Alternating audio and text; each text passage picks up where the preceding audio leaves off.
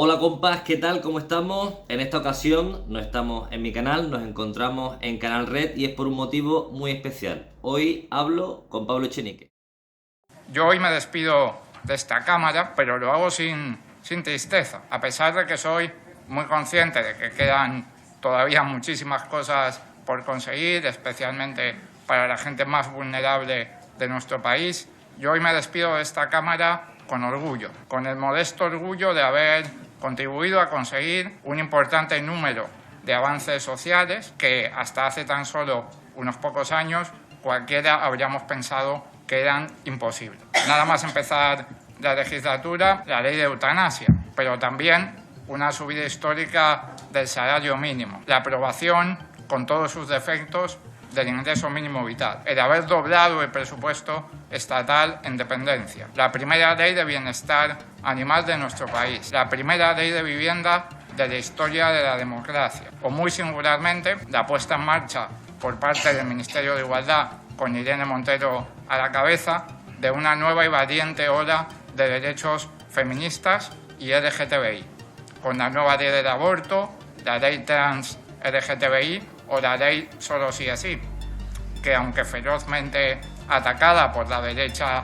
judicial y mediática y parcialmente mutilada mediante un pacto entre el PSOE y el PP, sigue situando a nuestro país en la vanguardia mundial de la pelea por los derechos y la libertad sexual de las mujeres.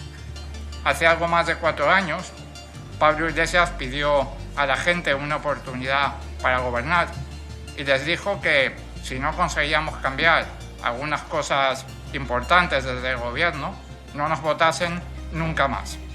Yo hoy me despido de esta Cámara, pero lo hago con el orgullo de saber que hemos hecho algo muy poco habitual en política: cumplir con nuestra palabra. En cada intervención, en cada negociación, en cada votación, ha sido para mí una brújula el no olvidar nunca para quiénes trabajamos y a quiénes nos debemos. Todas las mañanas me he levantado recordándome a mí mismo que esto no va de mí, que esto no tiene que ver con mis afinidades ni con la construcción de mi propio perfil público, ni siquiera con mi propio bienestar personal, que un proyecto político transformador solamente puede serlo si los demás, y no uno mismo, son la brújula, si los objetivos y las estrategias son colectivos y si, como dijo un día Irene Montero, de verdad queremos para las personas que no conocemos de nada lo mismo que para aquellas que más amamos: una vida digna, feliz y completa. Por eso quizás ha sido para mí una obsesión a lo largo de estos años el intentar representar de la mejor forma posible a esos millones de compatriotas que depositaron su confianza en nosotros. Por eso quizás, a pesar de llevar algo más de 4 años aquí, he conseguido no dejarme seducir por los oropeles de la corte, no dejarme engatusar por los su señoría por aquí, su señoría por allá, y no dejar que se me pegue la moqueta del palacio a los pies. Aunque es verdad que como no la piso directamente, tengo algo de ventaja en esa materia. Por cierto, y ahora fuera de bromas, menuda vergüenza que después de 4 años de haber tenido al primer portavoz parlamentario en silla de ruedas en esta casa, no haya tenido la decencia el Parlamento de mandar un mensaje claro a la sociedad sobre la participación política de las personas con discapacidad en condiciones de no discriminación. Menuda vergüenza, señorías, menuda vergüenza. Hace algo más de 4 años entré en esta sede de la soberanía popular como un intruso, como un representante de los nadie, de esos millones y millones de compatriotas a los que nunca han permitido el acceso a los espacios de poder que democráticamente les corresponden.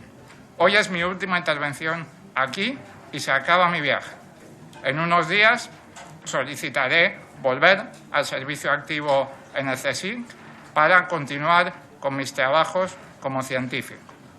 Y hoy miro hacia atrás y estoy orgulloso de haber dicho algunas verdades que otros no se atreven a decir desde la tribuna del Congreso. Estoy también orgulloso, lo tengo que decir, de haber hecho mucho ruido estos años, porque sé que frente al discurso de extremo centro, el ruido es la única manera que tenemos los de abajo para que se nos escuche y podamos conseguir derechos, y pienso que en el fondo nunca he dejado de ser un intruso, y la verdad es que eso también me produce bastante orgullo.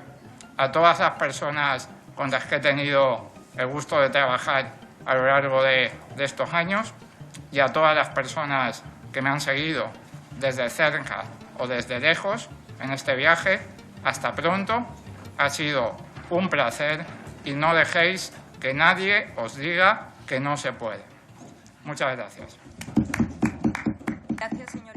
Estaba deseando tener esta charla, he estado echando un vistazo a tu libro y me ha parecido curioso una cosa, y es tu proceso de politización. O sea, no vienes de una tradición política como muchísimos perfiles políticos públicos que vienen, pues eso, ya salen de ambientes políticos y vienen influenciados de ese ambiente. ¿Cómo es tu proceso de politización? ¿Cómo llegas hasta Podemos? Intento hacerlo de una forma resumida, que sé que es complicado. Sí, como cuento en el libro, a ver, es una composición de lugar que yo me hago a posteriori, ¿no?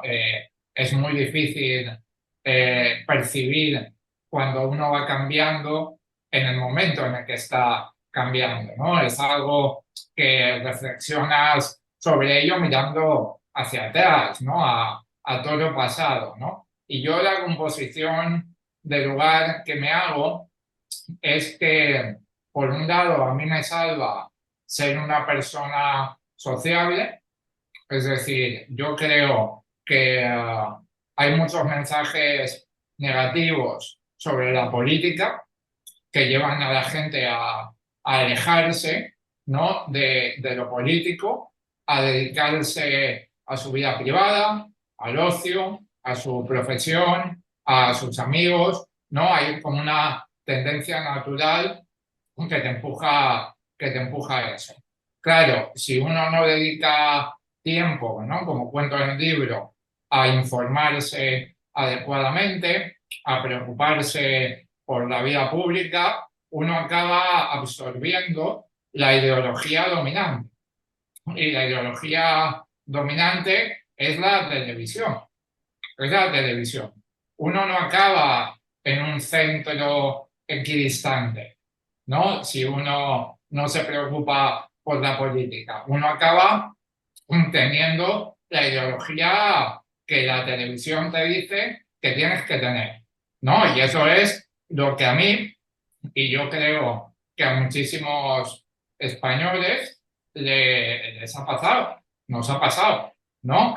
Yo tengo un doctorado en física, o sea, no soy estúpido, y sin embargo, políticamente he sido estúpido la mayor parte de mi vida. Y creo que eso tiene que ver con lo que estoy comentando, ¿no? Te alejas de ello, no investigas, no te preocupas por la cosa pública y automáticamente adoptas la ideología de la televisión. A mí me salva, creo yo, primero, que soy una persona sociable, entonces yo salía muchísimo por ahí, tenía varias pandillas de amigos, ¿no? Y para mí, en los demás, es donde muchas veces encontramos la sabiduría o los aprendizajes, ¿no? Y luego, evidentemente, el 15M, ¿no?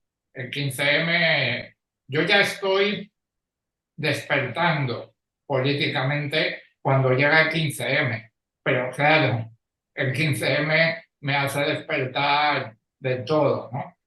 Y yo creo que ese viaje que hice yo, pues es el viaje que ha hecho mucha gente en esta última década o algo más, ¿no? Y por eso bueno, por eso puedo empatizar, ¿no? Con la gente que no ha sido toda su vida de izquierdas, ¿no? Y que ha hecho un camino ideológico, ¿no? Hasta llegar aquí.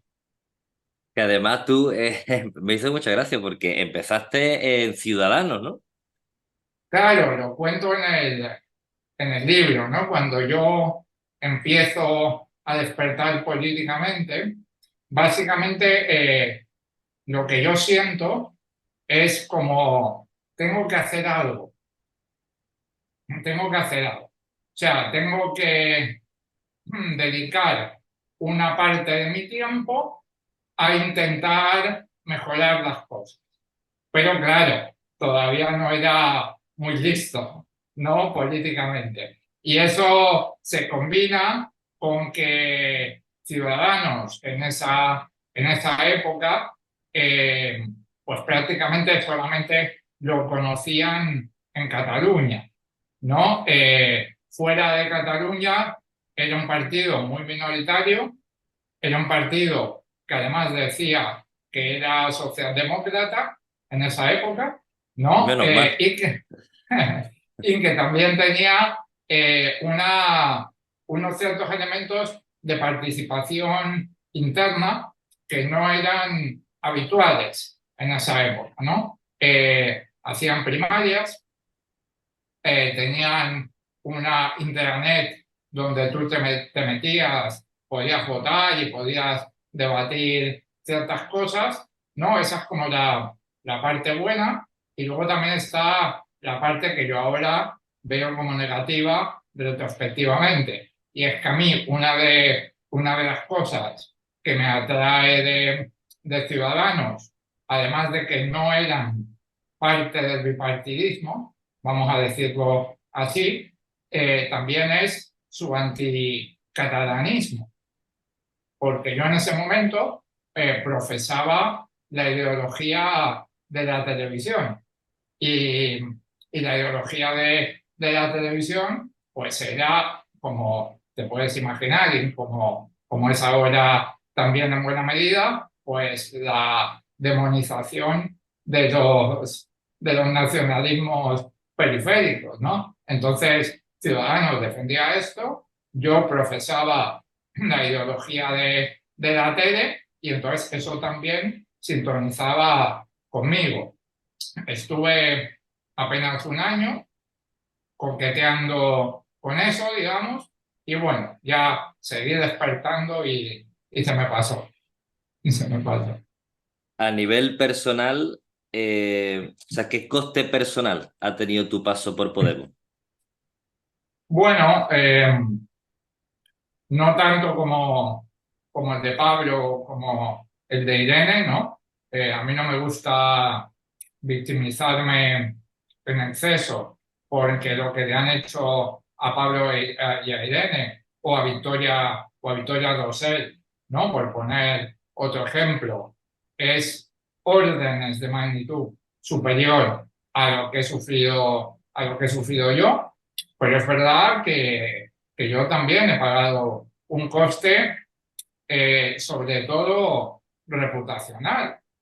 Es decir, yo antes de Podemos, cualquier persona que no me conocía y se acercaba a mí, lo hacía con cariño y buena disposición. Después de que la tele se pega 9 años demonizándote, pues eso ya no es así. Eso ya no es así. Hay una parte de la población que ha comprado esa basura y que cuando se acerca a ti lo hace con reticencia o incluso con odio, ¿no? Y eso es algo que he perdido, ¿no? En este viaje. Ahora también te digo, yo creo que sufre más la familia que uno mismo, ¿eh? O sea, bueno, yo ya estoy curado de espanto, a mí no me hace daño lo que la ultraderecha mediática pueda decir de mí, ¿sabes? Pero es verdad que, bueno, a mí no me gusta todo lo que ha tenido que escuchar mi madre o mi mujer a lo largo de estos años. Eso creo que es más duro y creo que ellos lo saben. Creo que ellos lo saben y también atacan por ahí porque es una táctica mafiosa de manual, ir a por la familia, ¿no? Lo hemos visto en las pelis de mafiosos y esto funciona muy parecido, muy parecido. ¿Se subestimó el poder mediático en estos años? Al principio sí, al principio sí. Al principio yo creo que en general todo Podemos era lo que yo llamaba entonces un OVNI, con P, un objeto político no identificado, ¿no? Al principio no sabían qué éramos, no sabían hasta dónde podíamos llegar, ¿no? Esperanza Aguirre nos llamaba frikis, ¿no?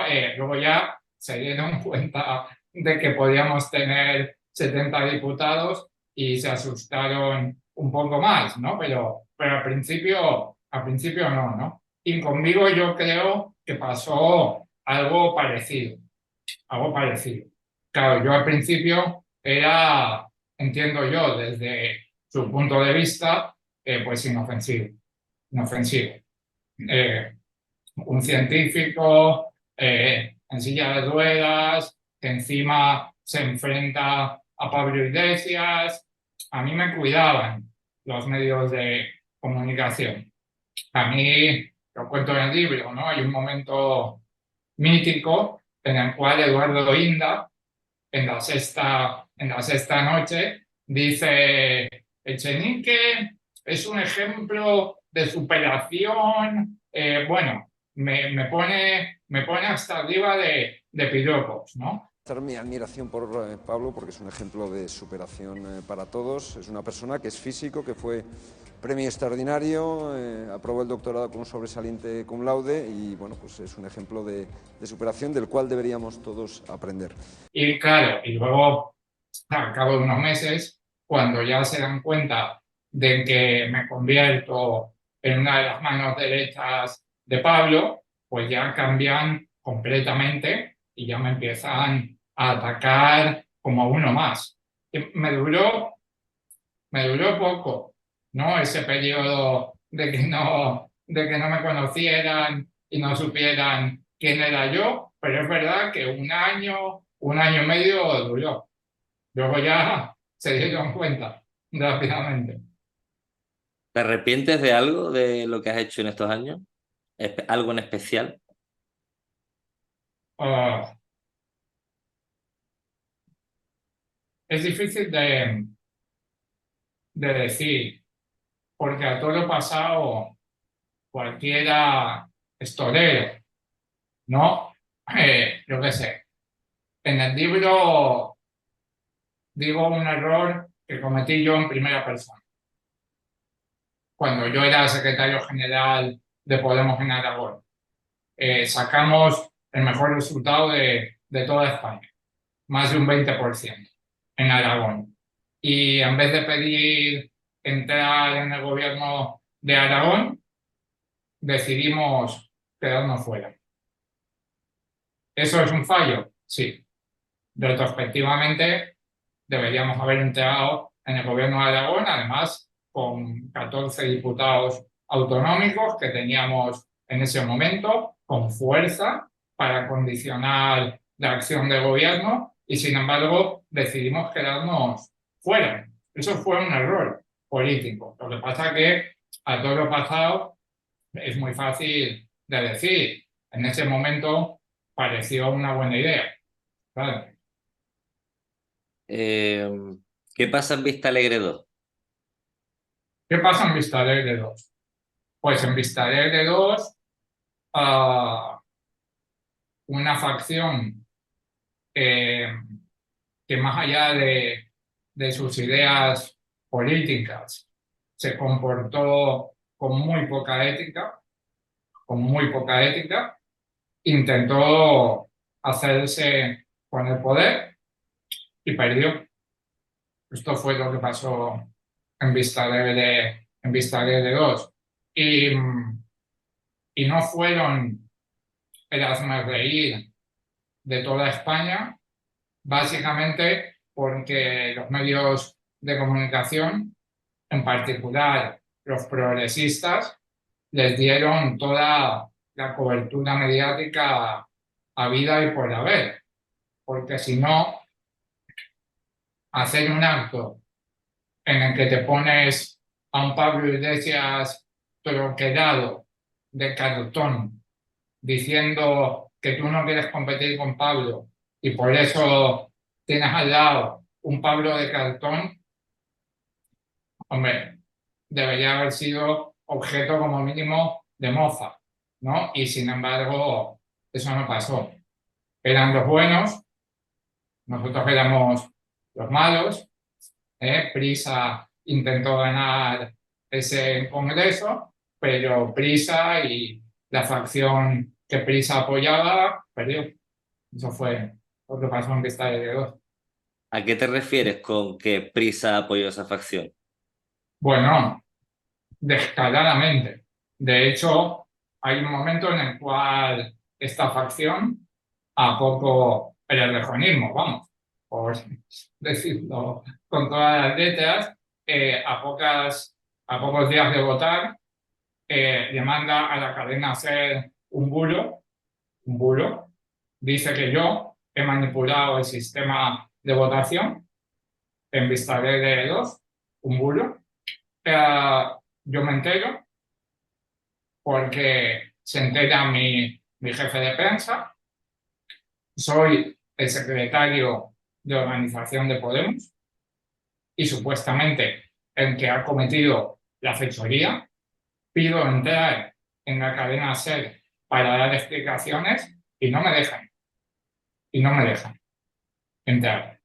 Y me pego media hora, una hora, hablando con la periodista que supuestamente había encontrado esta noticia, le explico todo técnicamente a todos los niveles, le disipo todas las dudas y a pesar de ello, a la mañana siguiente abren con el bulo como si fuera verdad y sin dar derecho a réplica a supuestamente el delincuente que había cometido aquel crimen. Bueno, fue descarado. Prisa se presentó en ese congreso, en la candidatura de Íñigo Errejón. Por hacer de abogado del diablo, ¿crees que Íñigo tenía algún motivo para hacer todo aquello? Sí, quería mandar y eso es legítimo. Eso es legítimo. Yo no lo veo como algo negativo, que alguien tenga aspiraciones a dirigir Podemos. Me parece algo perfectamente legítimo. Lo que no es legítimo, desde mi punto de vista, es la operación Mate Pastor, que destapa, que el propio Sergio Pascual reconoce en su libro que llevaron a cabo, que era básicamente un golpe antidemocrático para intentar hacerse con el control del partido, y lo que no es legítimo tampoco desde mi punto de vista es apoyarte en los mismos cañones mediáticos que están intentando destruir el proyecto para intentar ganar un congreso. Esos dos elementos, desde mi punto de vista, legítimos no son y éticos tampoco. Ahora, querer mandar, sí, eso es perfectamente legítimo. Yo que, bueno, ahora mismo no milito en ningún partido, pero también le doy valor a la lealtad, a la que también hablas en el libro, y me imagino, no sé, estando en ese círculo, ¿no? Estamos creciendo a nivel político y de repente darte cuenta de que hay una facción a la que consideras incluso amigos tuyos que están empezando a organizarse a nivel interno para intentar derrocarte. O sea, es como me produce náusea y eso yo creo que mucha gente puede hacer genere desafección incluso hacia la política, ¿no? Es decir, esta gente que venía a cambiarlo todo, fíjate cómo se organiza para de esta forma tan maquiavélica, si me apura. Sí, bueno, pero al mismo tiempo la otra parte no hizo eso. Es decir, quiero decir, nosotros hemos cometido muchos fallos. Cuando digo nosotros, me refiero a la gente que hemos acompañado a Pablo, ¿no? Y después a Yone, ¿no? A lo largo de estos años. ¿Hemos cometido fallos? Sí, sí, claro, y muchos. Pero nunca hemos jugado ese tipo de cartas. Nunca hemos jugado ese tipo de cartas. Entonces, yo sí que reivindico que en la política transformadora, en la política de izquierdas, hay gente decente, hay gente decente y gente que no cruza determinadas rayas éticas en el suelo. ¿Son todos? No, no son todos, pero los hay, los hay. Si no, yo no estaría militando aquí, ¿no? Y te diré. Creo que también los hay en el PSOE. ¿Vale? Por poner un ejemplo. A la gente del PP la conozco mucho menos, ¿vale? Porque no he negociado prácticamente nada con ellos, pero con el PSOE sí, he negociado muchísimas de ellas. Y hay gente ahí que, bueno, desde mi punto de vista, están equivocados ideológicamente y no ayudan mucho, ¿no? A transformar las cosas, pero son gente que tiene ética y que no te van a dar una puñalada cuando menos te lo esperes, sino te van a ir de frente. Y si te tienen que decir algo que no, o te tienen que decir, mira, esto no es así, o tienen que romper una negociación, te van a llamar por teléfono y te lo van a decir tranquilamente y de frente.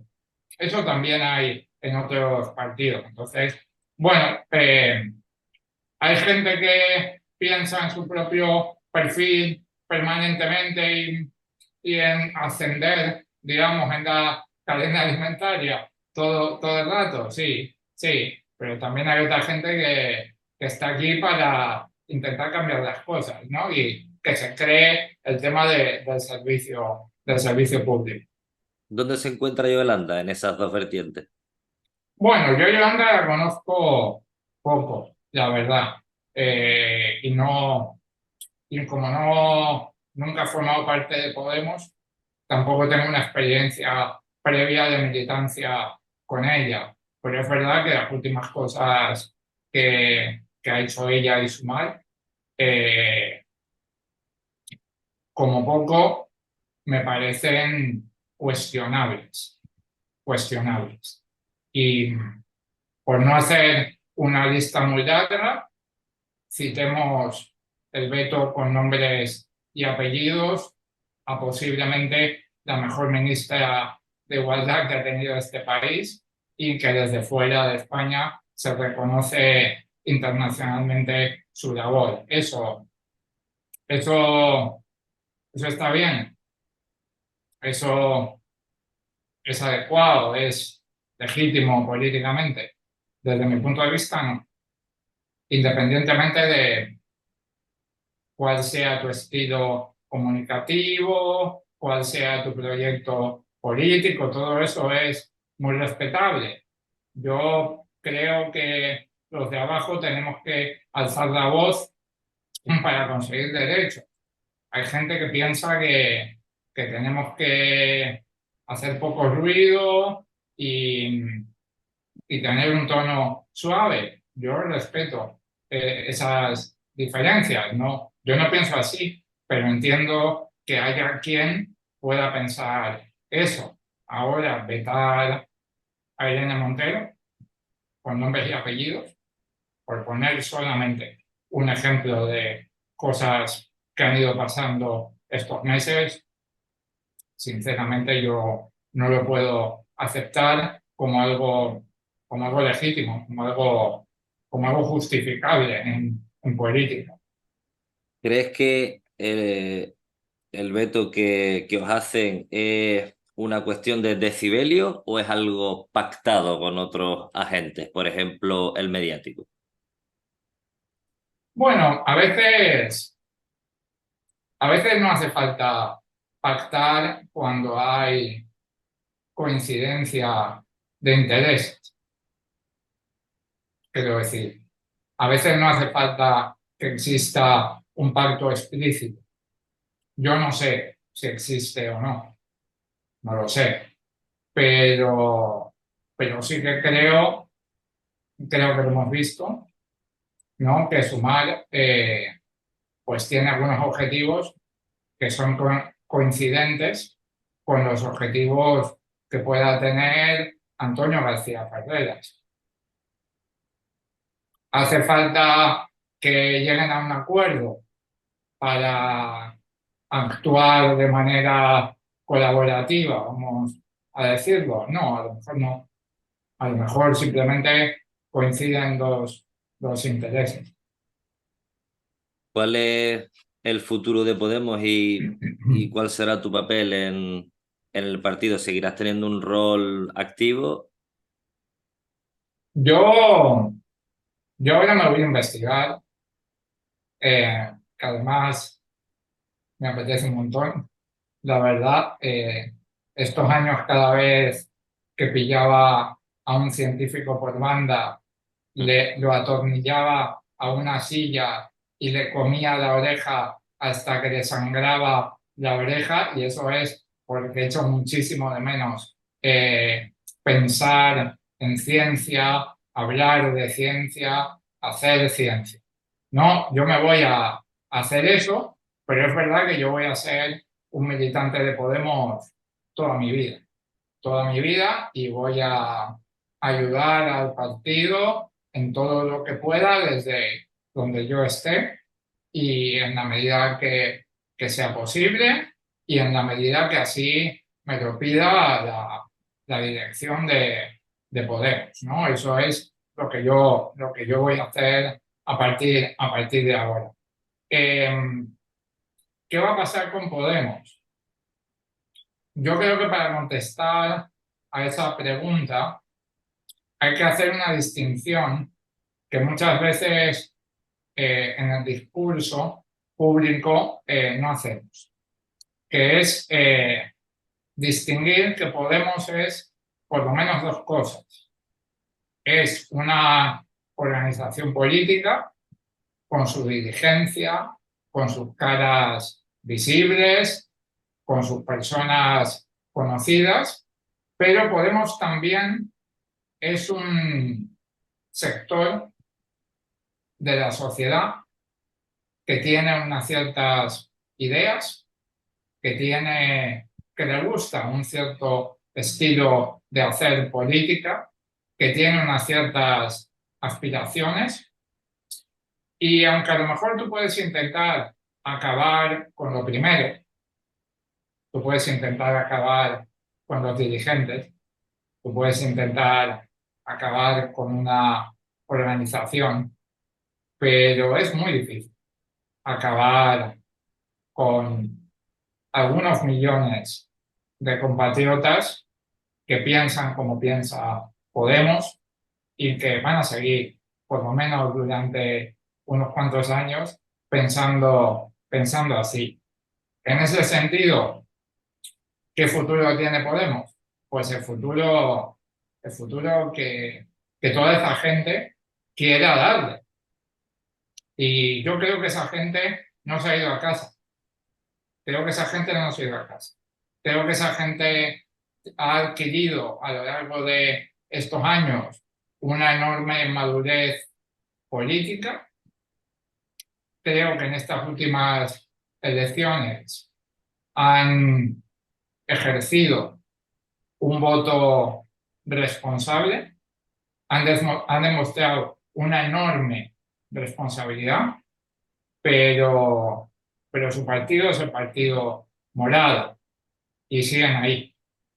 Por ello, yo soy optimista respecto de la continuidad de todo eso que llamamos Podemos, ¿no? De ese movimiento político que llamamos que llamamos Podemos, aunque también es verdad que yo siempre suelo ser optimista, o sea que tampoco tiene mucho mérito mi posición en esto. Es uno de mis axiomas políticos, el optimismo antropológico. Yo creo que la gente es mayoritariamente lista y mayoritariamente decente. Y si no lo pensara, pues no me habría metido en política, porque si no te crees eso, ¿para qué? ¿No? ¿Para qué vas a hacer política? No habría posibilidades, ¿no? Si yo no tuviera razón en ese punto. ¿Qué opinas de Pablo Iglesias? ¿Qué opino de Pablo Iglesias? Pues opino que, esto lo he dicho alguna vez, y yo entiendo que se vea desde fuera como ya está Echenique exagerando porque es amigo de Pablo y tiene una lealtad ciega que le impide ver las cosas con claridad y no sé qué, pero realmente lo pienso. Yo creo que habría sido el mejor presidente que habríamos podido tener en este país. Incluso aunque él posiblemente tuviera pocas ganas de ser presidente de gobierno, pero yo creo que de verdad lo habría sido.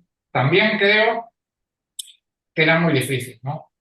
Aunque hubiéramos sorpasado al PSOE en 2016, seguramente nos habrían hecho un cordón sanitario y habría habido un pacto entre PP y PSOE y no habrían dejado, ¿no?, que Pablo fuera investido presidente, aunque hubiéramos tenido más escaños que el PSOE, ¿no? Creo que eso es lo que habríamos visto, ¿no?, si el sorpaso se hubiera producido. Pero bueno, yo me metí a esto para conseguir ese objetivo y me jode que no lo hayamos podido conseguir. Pablo, también por rebajar un poco la cosa, Pablo es un ser humano imperfecto como todos los demás y tiene muchas imperfecciones y además él es perfectamente consciente de ellas. Pero al mismo tiempo creo que es seguramente uno de los tipos que hace mejores análisis políticos en este país y que luego tiene lo que tiene que tener un dirigente, que es no quedarte en el análisis, sino convertir ese análisis en estrategia, en táctica y en acción para avanzar. No, yo a poca gente le he visto hacer eso como Pablo. Creo que la dirección que tenemos ahora tiene las mismas o más capacidades, aunque también es verdad que hemos aprendido con él, ¿no? Entonces, bueno, era algo que se podía esperar. Última pregunta brevemente, ¿qué es lo mejor que te llevas de tu paso por la política? Lo mejor que me llevo, te digo dos cosas, ¿vale? A ver, la primera, las pocas victorias que hemos conseguido. El gobierno de coalición para mí es la victoria, la victoria. Había una cláusula de exclusión histórica que era profundamente antidemocrática y que venía a decir: podéis tener los millones de votos que tengáis, podéis tener los escaños que tengáis, pero no vais a gobernar en la puta vida. ¿Por qué no vais a gobernar? Por vuestras ideas. Por vuestras ideas.